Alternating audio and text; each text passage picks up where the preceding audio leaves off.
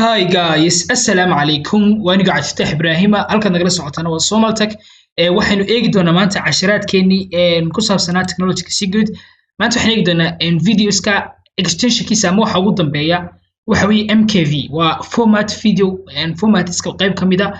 MOV ba kamid ah waxyaabahaas oo dhan kamid ah. oo xaggan imka tusaalaan kara videogan sida edit kare oo kale ma edit karen kari laakiin waan daawan karaa wuxuu yahay videogaasi. tusaale ahaan oo kale marka extensionka waxaan doonaynaa ka dhigno MP4 marka qaabkeebaad uga dhigaysaa macnaheedu weeye MKV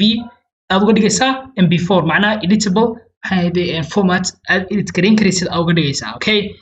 so marka waxaan sameynayaa waxaan soo furayaa VLC ga wax kale ba sameyn maayo VLC ga ayaan soo furayaa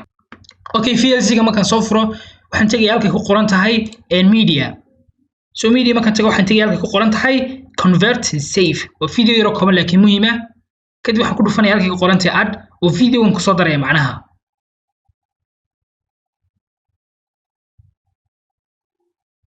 okay sida arkaysa xaggan way diyaarsan yahay okay dadna waxaan ku dhufan doonaa let's say waxaan ku dhufan doonaa the last one ka okay kadibna waxaan doonayaa inaan bedelo isaga kadib waxaan ku qorayaa open baan odhanaya okay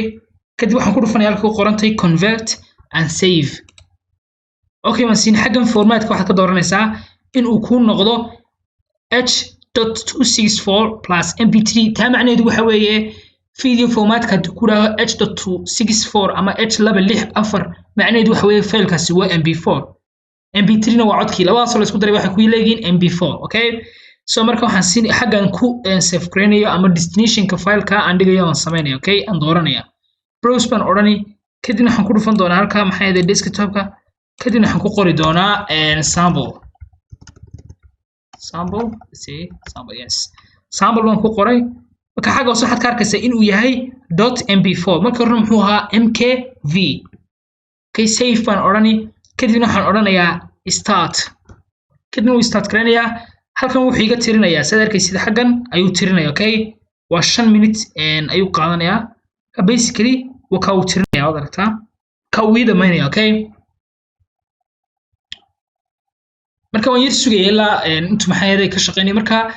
fast forward baan ka dhigay macnaha waan dhaafinayaa maxay videoga oo marka si aan grants waqtiga soo koobno marka laakiin xoogaa buu qaadan 5 minute marba wuxuu ku xidhay videogaaga intuu leeyahay ayaa loo sameeyaa sidoo kale waxaa jira qaar commercial oo loo isticmaalo maxay ahayd online la isticmaalo oo commercial lacag laga qaadayo aad ku bedelan karaysid ayaa jira oo maxay ahayd iyaguna ku siinay qaab fiican laakiin basically waxaad isticmaali karaysaa VLC ga iyo waxyaabahan aan hadda ku tusay aad ku sameyn karaysaa okay so marka imkan yar bay harsan u dhamaanaya okay sida arkaysi wuu dhamaaday kadibna wuxuu sameeyaa overwrite mise keep system file baan oran doonaa kadibna waan iska soo xiri doonaa okay si aan cancelo okay si aan cancelo kadibna waan soo xiray okay